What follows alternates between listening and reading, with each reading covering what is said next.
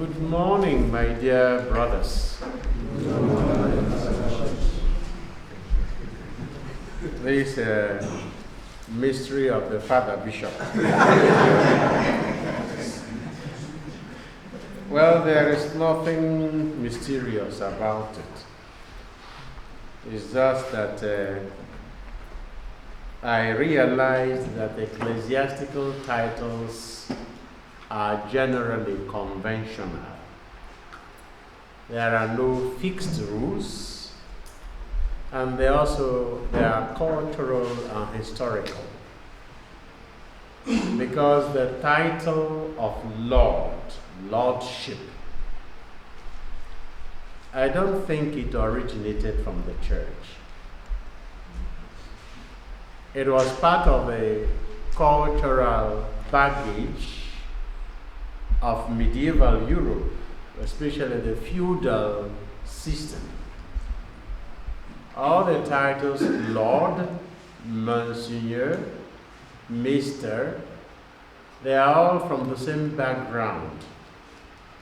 Title reserved to the feudal lords that survived in some cultures and became part of the Christian heritage once the European culture was assumed as cloak by the Christian tradition.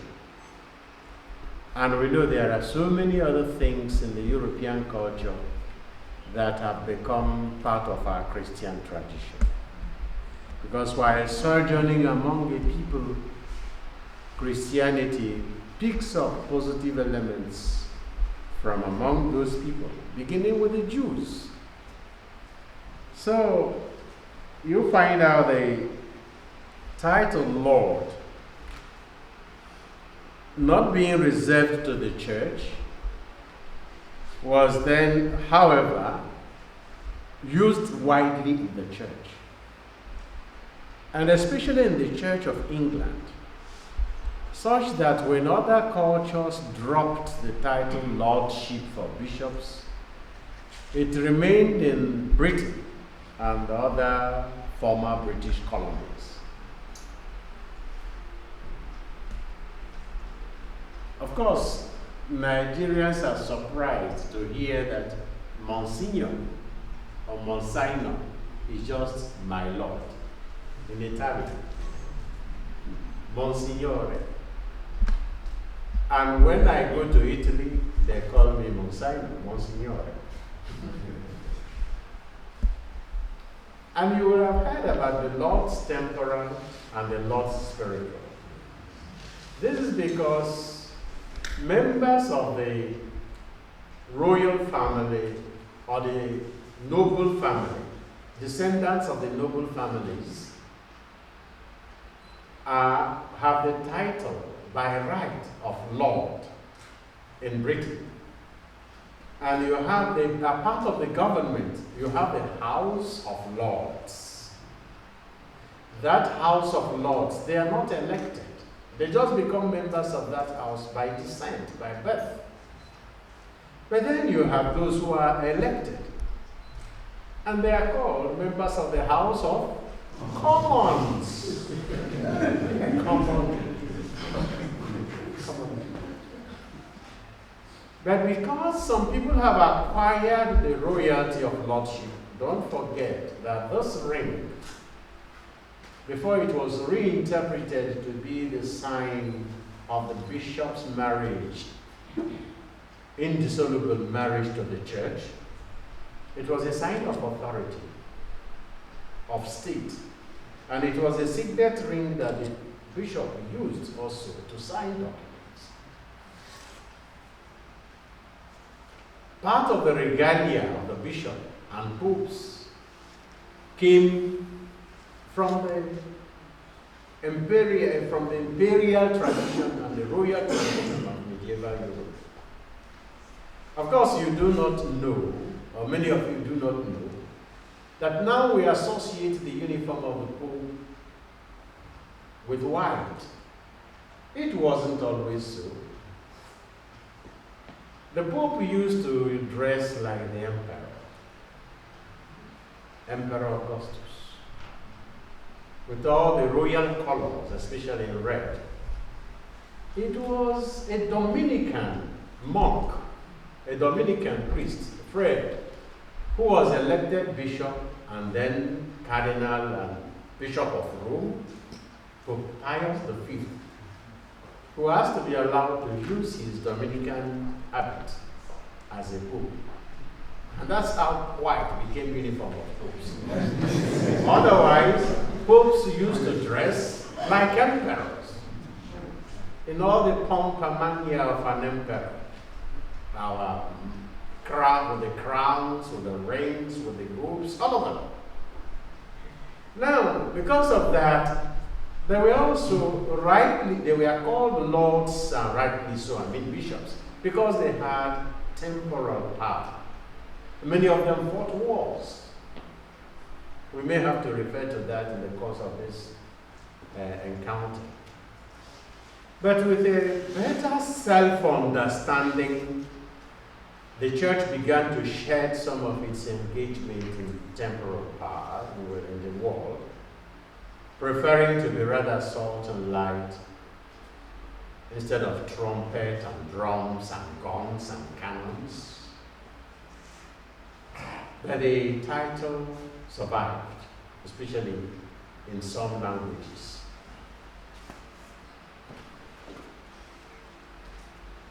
The bishops, who by their ordination assumed that royal title of lords, some of them in Britain sit in the House of Lords, 26 of them. They live in prayers. I don't know whether it is still so, but they used to.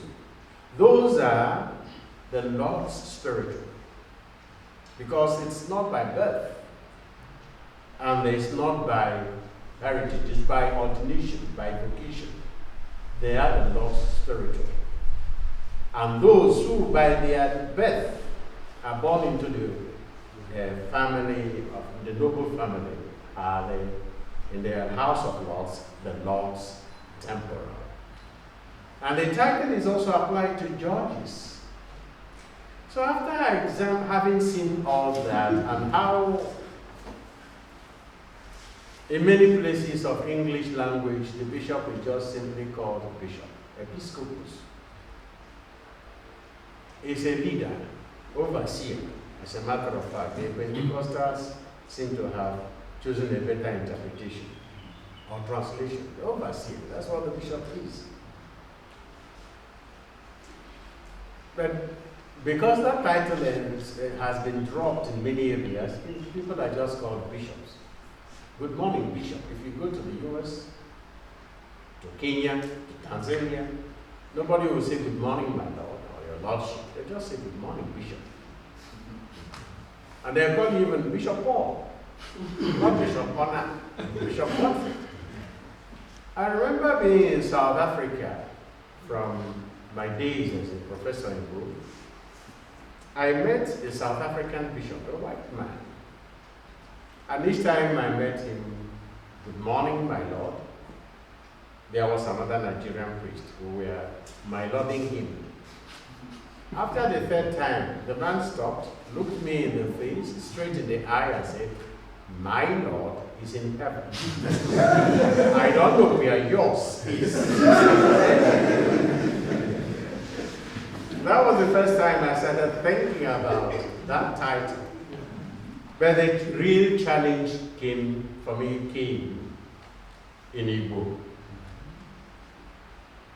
It occurred to me that nobody would accept that title when translated into Igbo. Dinwenu. Onyemwem. Why wouldn't I take it in Igbo, but I'll take it in English? Is it because, as our people say, is there anybody here who doesn't understand Igbo, by the way? No. Many. Okay. If you're. So I have to be careful how many questions. So I started wondering why anybody would accept a title that he would not want translated into his language.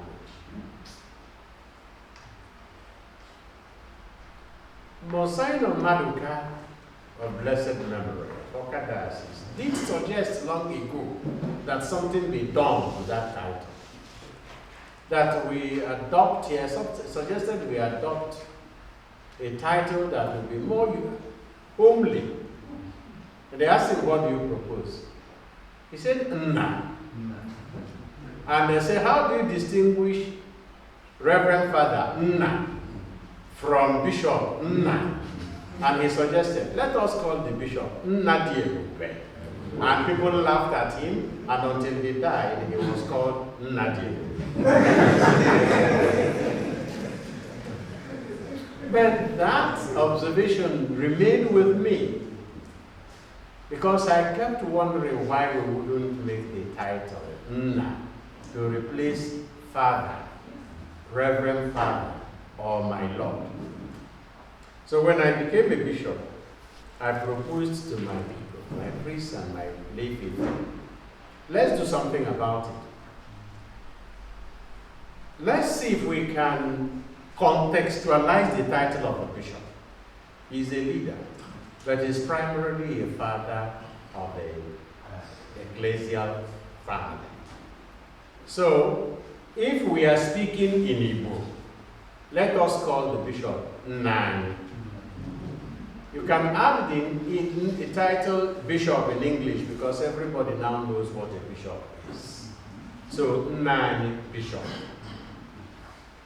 If you are speaking in English, you can say Father Bishop. And it is not new. Pope Francis, for as long as he was the Cardinal Archbishop of Buenos Aires, was Padre George. Padre George, yes. There's a way they pronounce it in Portuguese that I don't want to answer now. So, and in many parts of Italy, their bishops are called Padre Vescovo, Father Bishop. So it's not my invention, but I found it as more acceptable. But something happened when, because I said anyway, it's a cultural and spiritual challenge I'm throwing to myself. It is easier to be a Lord than to be a father. So I want to try and see if I can be a father to the priests, to the lay faithful, to the religious. And I also, in a reflection I carried on, I wrote, I published in 2009, I threw that challenge to all the priests. The priest as a father in a church that is a family. And to reflect, I ended my reflection by drawing attention of the priests to how difficult, how easy it is for us to brush aside people who come to us in difficult moments, at inconveniencing moments, when they are telling us, Father, please, Father, Bikolo, Father, Bikolo, Father, please. You can easily say, 1 year is no so good, this man, okay, is no, stop disturbing me. But if that plea is expressed in Nna, Bikolo, you need to be a piece of stone not to be moved. And I remember the episode in Chino Achebe's Things Fall Apart. Obierica to Kongwo. Was it Obierica or Isu? Whoever it was that told him regarding Ikemefuna, that boy calls you father. Do not have any hand in his death. And I always tell priests, that boy, that woman, that girl, that man calls you father. Do not have any hand in his or her spiritual death. So people think it's a sign of humility. No, I'm raising the stakes.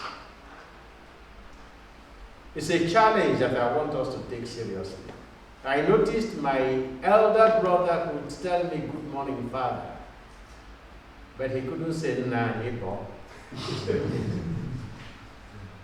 He needs to make a spiritual journey to see his younger brother, Reverend Father, as 9. That is the challenge I'm throwing to myself and to the Christian community. That is the reason for the choice. And then something happened when I said that. The junior seminarians, after that, a few weeks after that, I was in the seminary, and the junior seminarians found themselves in the position of this brother who welcomed me. When they started with my Lord, they remembered it was Father Bishop. So they would say, Father Bishop. So some of them then joined the two, and it became my bishop. I said, that's also a good alternative. So I say, it's either Father Bishop, or 9 Bishop, or my bishop. My mother took that one. So that's what my bishop.